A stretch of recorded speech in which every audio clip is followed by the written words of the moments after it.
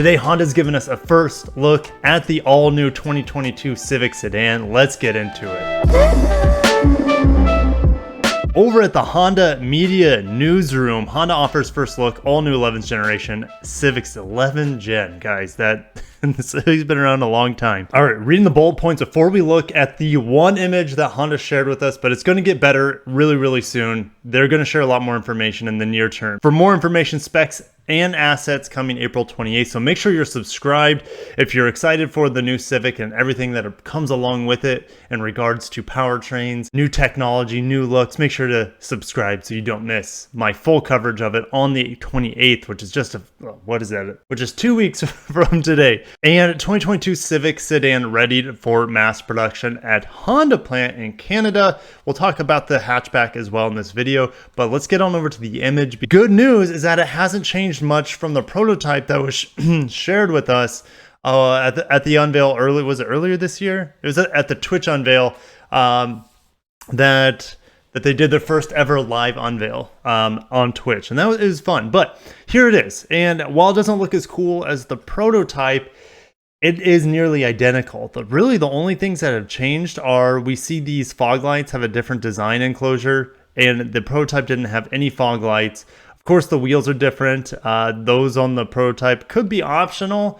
We'll wait to see. Maybe on the 28th, we'll learn more about that. But really, the lines on the side, at least in this window area, in this back, around the C-pillar, to me, it looks a lot like the bigger brother Honda Accord that I just reviewed. If you haven't watched a review, go ahead and check it out. Really enjoyed that car.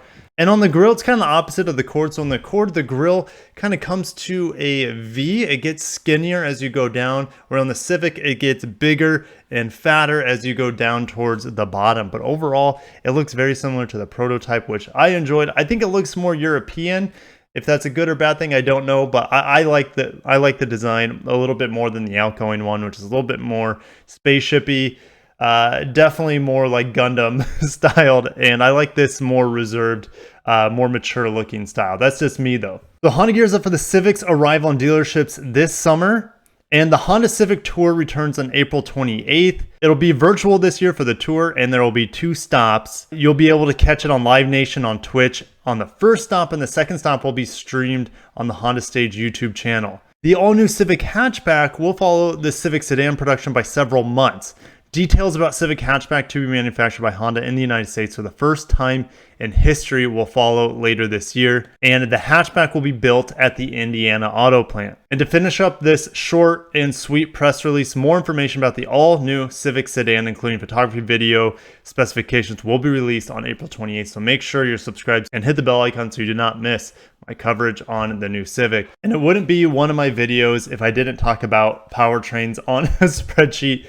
So what we have here is pretty much what we already have on the current 10th generation Civic. And honestly, I don't expect it to change at all.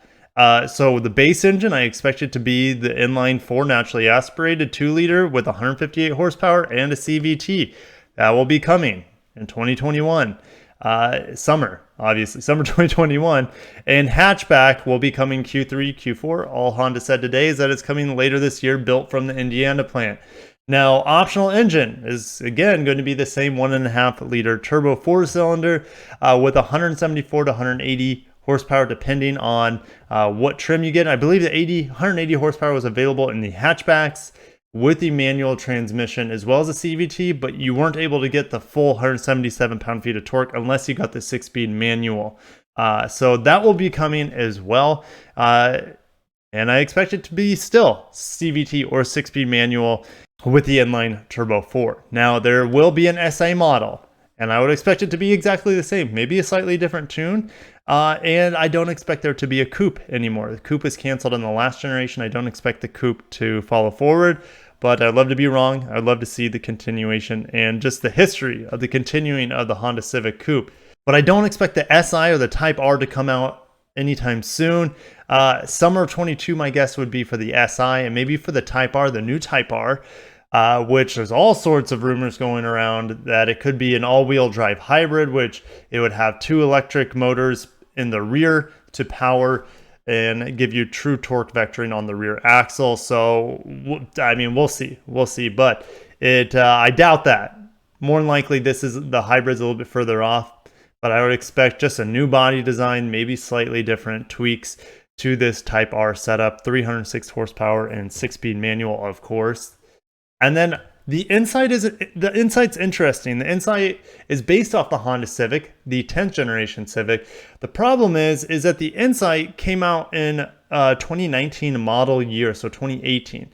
So if they're going to do a new insight based off this 11th generation Civic, it's probably going to be summer 2023 as a 2024 model. So you're going to be waiting for a while. Now, do we know the insight is going to for sure get a 4th generation? I don't know. They revived it with the 3rd generation Insight, but sales haven't been great. And I honestly think that sales would be better if it was just the Civic hybrid. Like the Honda Accord has their own hybrid, so I don't know why their best-selling car doesn't have a hybrid that's not called the Insight. I feel like the Insight should be something a little bit more special at this point in time. Maybe fully electric or plug-in hybrid going forward, but I don't know what they plan on doing with it when it does get redesigned. Now I got some more exciting news for you guys today with Honda. Honda Prologue could arrive as a new electric sports car. Check out this thing. And there are trademarks hinting at Prologue, not the Prelude that we had for the 90s and maybe early 2000s. Prelude, rest in peace. Wish the Prelude was still around, but Prologue, it could be its spiritual successor. It's pretty much the exact same name, right? But check out these images. And this was trademarked here in the United States.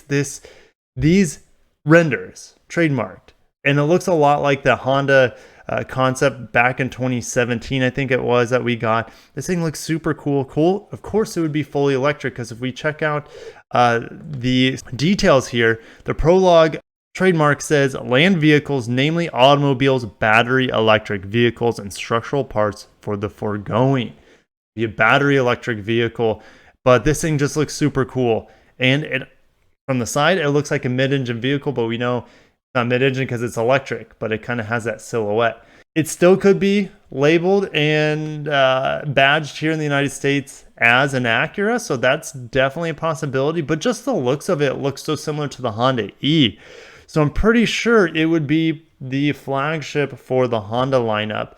And as long as they can keep prices pretty reasonable, it doesn't need to be crazy, guys. It doesn't need to have 500 horsepower or anything like that. I think affordability is important here, as well as having sporty driving characteristics. So it'll be interesting to see what eventually comes from this trademark of the Prologue, but it gets me excited. And we're going to keep moving. We have other news to cover today. Over at the Nissan press room, GTR Nismo Special Edition set for fall introduction.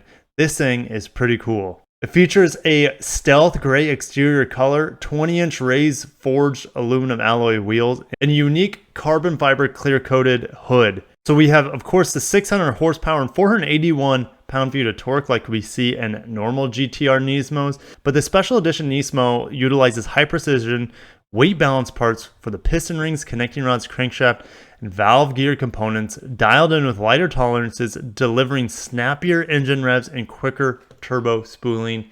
That sounds badass. And they have to remind us that each engine is hand-assembled from beginning to end in a special clean room by master technicians known as Takumi. Yes, it's not just Lexus and Toyota that have their own Takumi. Master craftsmen permeate most of the Japanese brands, and you will be getting a special aluminum Takumi certification plate and the special edition exclusive color on the front of each engine. This is what it looks like. I'll pull that engine up for you, but I just think that's super badass. This is one of the coolest GTRs I've seen in a long time. And guys, one last thing. Over at Motor One, Genesis teases new model for Shanghai debut, likely the GV70E. I don't think it's a GV70E. I think this looks like a sedan front end. I think this could be the GV80 or the GV90 electric sedan. More than likely the GV80, I believe. Yeah, the GV80 I think has been teased a little bit more and caught with spy shots a little bit more often in a full electric trim. So I think it's going to be the GV80 fully electric GV80E. But guys, there will be a live stream 10:40 a.m. KST, Korean Standard Time. I'll put what that is, Eastern Standard Time.